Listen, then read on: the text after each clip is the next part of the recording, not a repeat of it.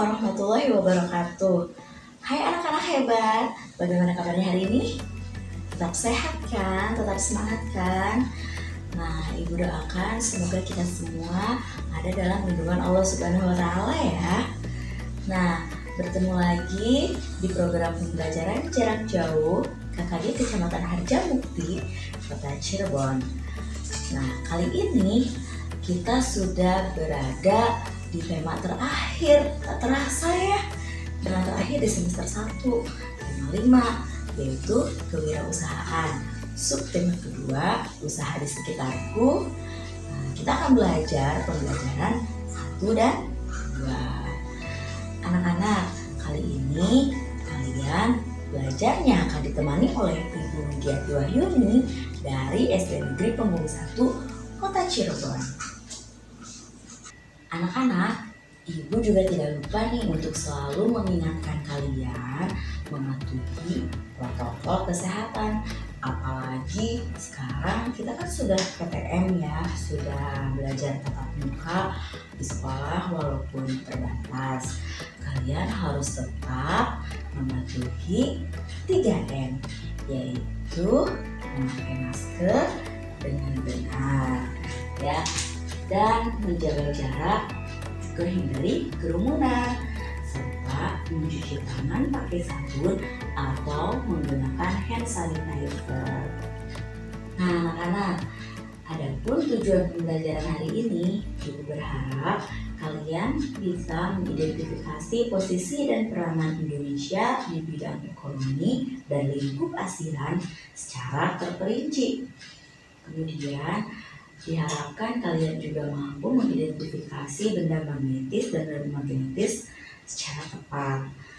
Selain itu, Ibu berharap kalian juga mampu mengidentifikasi komponen dan cara mengisi teks daftar riwayat hidup secara benar. Dan kalian bisa mengidentifikasi ciri-ciri poster secara tepat. Lalu, Ibu berharap kalian bisa mengidentifikasi berbagai contoh manfaat keberagaman wirausaha dalam kehidupan sehari-hari secara tepat. Anak-anak, Ibu punya gambar nih. Perhatikan ya gambar berikut ini. Nah, apakah kalian pernah melihat orang-orang yang bekerja seperti gambar tersebut? Ya, pasti sudah melihat ya. Ada yang sedang mencukur rambut, ada yang sedang memfotokopi, ya. Itu ada lagi di bengkel ya, yang sedang memperbaiki motor. Nah, coba kalian perhatikan apa saja sumber daya dan peralatan yang digunakan pada gambar di atas. Nah, apakah peralatannya itu berasal dari dalam negeri saja? Dalam menjalankan roda perekonomian, suatu negara itu tidak dapat berdiri sendiri. Mereka perlu adanya kerjasama dengan negara-negara lain. Contohnya yaitu kerjasama di antara negara-negara ASEAN. Mari kita ambil contoh sederhana dari usaha yang terdapat pada gambar tadi ya. Contohnya pangkas rambut. Nah, sumber daya manusianya mungkin itu berasal dari negara kita ya, berasal dari dalam negeri. Ya, terus peralatan seperti meja, kursi itu juga dari dalam negeri bisa saja. Namun, bagaimana dengan mesin dan peralatan lainnya? Begitu pula dengan usaha fotokopi dan bengkel. Sebagian sumber daya ada yang berasal dari dalam negeri dan ada pula yang didatangkan dari luar negeri, seperti contohnya mesin fotokopi dan suku cadang kendaraan bermotor. Kegiatan mendatangkan atau memasukkan barang dagangan atau komoditas dari luar negeri disebut mengimpor. Dan kegiatan mengirim barang dagangan atau komoditas ke luar negeri disebut mengekspor.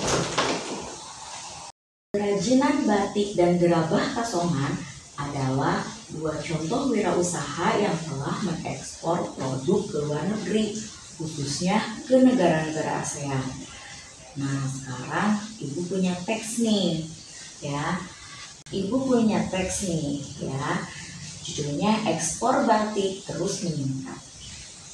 Kementerian Perindustrian menargetkan ekspor produk batik hingga 2019 mencapai 1,5 miliar US dollar, sekitar 22,07 triliun rupiah. Berdasarkan data Kementerian Perdagangan, ekspor produk batik cenderung meningkat setiap tahun. Pada periode Januari sampai April 2015, nilai ekspor mencapai 81,8 juta US dollar, sekitar 1,2 triliun rupiah. Ekspor pada 2014 mencapai 340 juta US dollar, sekitar 5 triliun rupiah. Jumlah itu meningkat 17% jika dibandingkan dengan ekspor 2013. Batik Indonesia sudah diekspor ke berbagai negara ASEAN seperti Malaysia dan Singapura. Selain itu juga ke negara Amerika, Eropa, dan Australia. Teks berikutnya yaitu tentang Kasongan Bantul ekspor gerabah miliaran rupiah per bulan.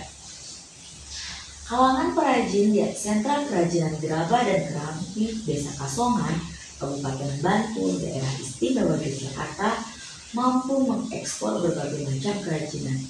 Ekspor tersebut mencapai 80 kontainer per bulan atau setara dengan sekitar 6 miliar rupiah.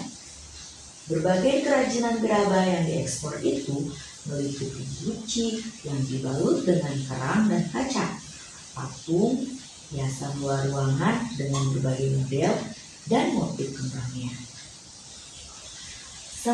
Sentra Kerajinan Kasongan memiliki ratusan perajin yang tersebar di 5 pedusunan dengan sekitar 200 perajin kualitas ekspor, termasuk 5 perajin skala besar. Pada periode 2008 sampai 2010, ekspor kerajinan memang cenderung turun, terutama ke Amerika dan Eropa. Namun, mulai 2011 dan setelahnya, ekspor mulai meningkat, bahkan mulai merambah ke Australia dan sebagian Asia. Nah, dari kedua teks di atas, itu kan membahas tentang batik dan gerabah Kasongan. Ya kan? Kalian tahu komoditas yang diimpor dari berbagai negara di lingkup ASEAN ke Indonesia? Nah, bisa kalian nanti cari informasinya ya. Nah, berikut ini Ibu punya gambar. Apakah di sekitar kalian ada yang menjual barang-barang seperti ini? Tentu ada ya. Nah, kemudian apakah kalian tahu magnet? Apa itu magnet? Magnet adalah benda yang memiliki kemampuan untuk menarik benda-benda yang ada di sekitarnya. Nah, dari gambar yang tadi itu kan ada pensil, ada paku, ada jepitan kertas ya. Nah, dari benda-benda tadi, mana coba yang bisa ditarik magnet dan mana yang tidak bisa ditarik magnet? Nah, apakah kalian tahu apa itu istilahnya benda yang dapat ditarik magnet dan tidak dapat ditarik magnet? Benda magnetis.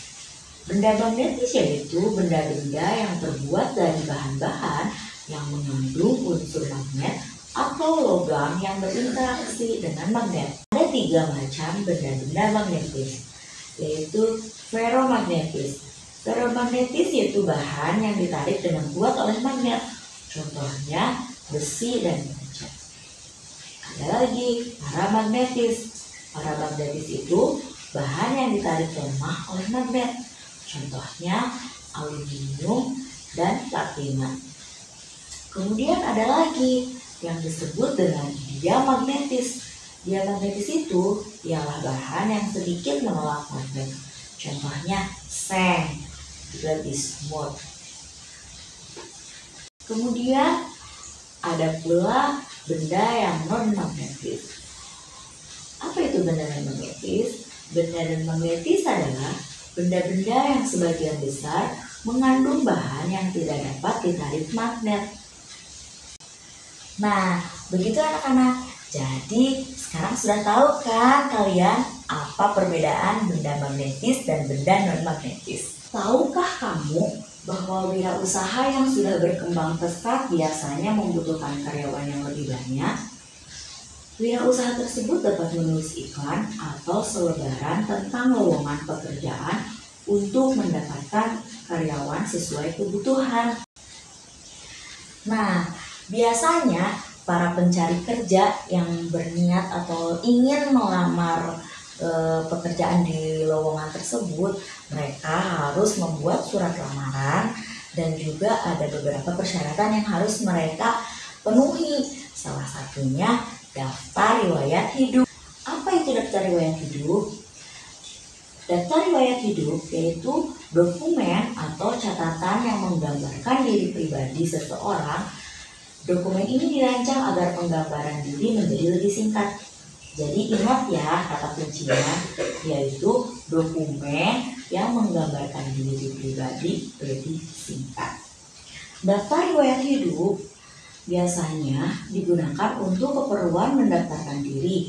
Misalnya mendaftarkan diri ikut lomba kesenian, menjadi anggota sebuah tim, pengurus suatu kegiatan, atau untuk melamar pekerjaan.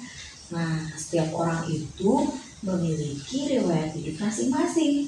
Riwayat hidupmu pasti berbeda dengan riwayat adikmu, kakakmu, bahkan orang tuamu.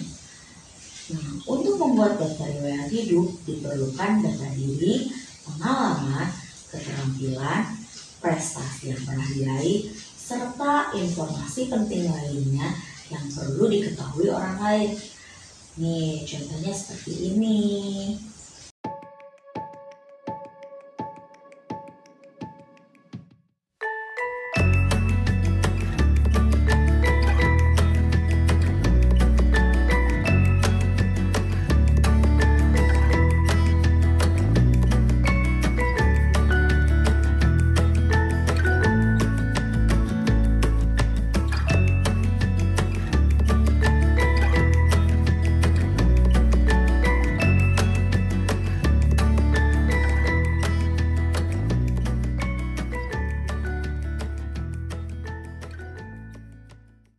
Berbicara tentang wirausaha, tentunya di sekitar kita ada yang namanya UKM, yaitu usaha kecil dan menengah. Nah, seperti usaha kecil dan menengah atau UKM Gerabah dan Batik Nusantara perlu terus dipromosikan agar dikenal lebih luas, baik oleh konsumen dalam negeri maupun mancanegara. Salah satunya melalui poster. Nah, ayo anak-anak kita mengenal poster sebagai bagian dari reklame. Nah, Ibu punya video nih. Videonya itu tentang ciri-ciri poster. Silahkan kalian simak ya video berikut ini. Sebelum Ibu menjelaskan ciri-ciri poster, kalian harus tahu apa itu poster. Poster adalah media publikasi dalam bentuk gambar dan tulisan dengan tujuan tertentu. Hari ini Ibu akan dibantu murid Ibu untuk menjelaskan ciri-ciri poster. Terima kasih Bu Arni. Halo, namaku Rania. Sebelum aku kasih tahu ciri-ciri poster, aku mau kasih tahu dulu nih macam-macam poster berdasarkan isinya. Ada poster pendidikan, poster niaga, poster kegiatan, dan juga poster pelayanan masyarakat. Sekarang sudah ingat kan macam-macam poster berdasarkan isinya? Nah, sekarang aku akan menjelaskan ciri-ciri poster.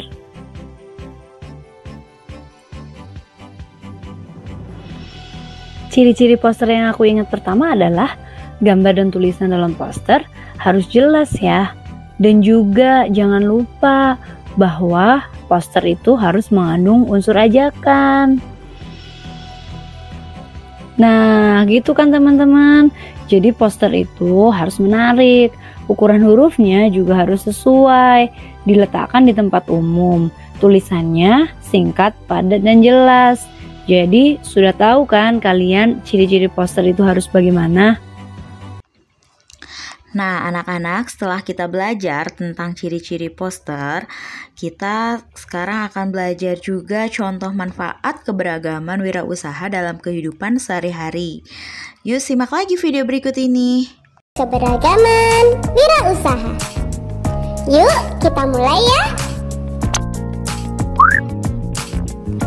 Wirausaha adalah suatu kegiatan usaha atau bisnis mandiri yang setiap sumber daya dan kegiatannya dibebankan kepada pelaku usaha atau wirausahawan. Jenis keberagaman wirausaha di dalam masyarakat antara lain: yang pertama, usaha di bidang jasa. Misalnya, jasa potong rambut, jasa fotokopi, jasa laundry, bengkel, les privat, dan lain-lain. Yang kedua, usaha di bidang barang.